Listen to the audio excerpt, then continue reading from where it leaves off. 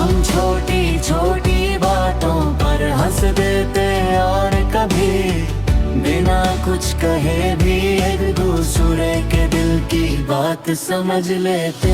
धीरे धीरे तुम मेरी आदत से बात कर मेरी जरूरत बन गई। तुम्हारी आवाज सुनना मेरी सुबह की खुशी थी। तुम्हारी खैरियत पूछना मेरी रोज की आदत थी। तुम्हारी छोटी सी नाराजगी मुझे बेचैन कर देती और तुम्हारा मुस्कुरा कर मान जाना मेरे लिए दुनिया की सबसे बड़ी खुशी होती। हमने साथ मिलकर अपने कल के लिए बहुत से सपने देखे थे। हम सोचते एक दिन हमारा अपना छोटा सा घर होगा। खिड़की के पास दो कुर्सियाँ होंगी, शाम की हल्की हवा होगी और टेबल पर चाय के 2 कप होंगे। हम मुश्किल वक्त में एक दूसरे का हाथ पकड़ेंगे और किसी भी परेशानी को मिलकर पार कर लेंगे।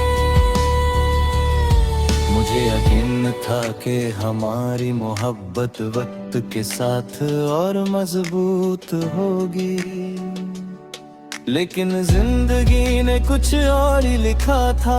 एक दिन तुम मुझसे दूर चली गई। मैं तुम्हें रोकना चाहता था मगर मेरे लफ्ज तुम्हारी खामोशी के सामने कम पड़ गए। तुम्हारे जाने के बाद मेरी दुनिया वही रही, लेकिन उसमें खुशी का रंग हल्का हो गया। वही रास्ते वही जगह बदशानी अब तुम्हारी याद लेकर मेरे सामने आती है। अब जब शाम होती है मैं अक्सर खिड़की के पास बैठ जाता हूँ।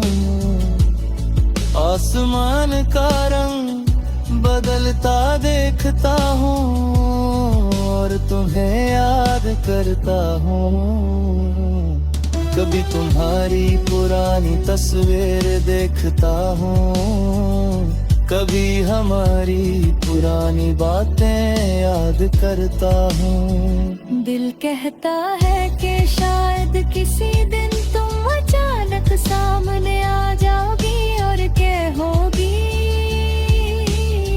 मैं वापस आ गई। बारिश की बूंदें तुम्हारी याद को गहरा कर देती हैं। किसी गीत की धुन तुम्हारी आवाज जैसी लगती है। किसी चाय की खुशबू हमारी पुरानी बात याद दिला देती है। कभी उन्हीं रास्तों पर चला जाता हूँ जहाँ हम साथ चले थे। हर मोड़ पर तुम्हारी कोई निशानी मिलती है और हर निशानी दिल को फिर तुम्हारे पास ले जाती है।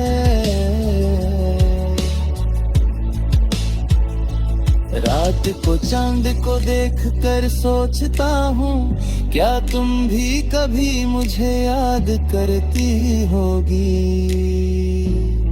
क्या तुम्हारे दिल में हमारी कोई पुरानी शाम अभी भी जिंदा है। शायद तुम्हारी जिंदगी आगे बढ़ चुकी है, शायद तुमने मुझे भुला दिया है। मैं इसका जवाब नहीं जानता, बस तुम्हारे लिए दिल से दुआ करता हूँ कि तुम जहाँ भी हो खुश रहो। तुम्हारी जुदाई ने मुझे सिखाया कि मोहब्बत सिर्फ साथ रहने का नाम नहीं। कभी किसी की दूरी को कबूल करना, उसकी खुशी के लिए दुआ करना, और उसकी यादों को बिना शिकवा के दिल में संभलना भी सच्ची वफा है। जब से तू गई है मेरी शामों में उदासी रहते हैं। शायद तुम कभी वापस ना आओ, लेकिन मेरी कहानी में तुम्हारा नाम हमेशा जिंदा रहेगा।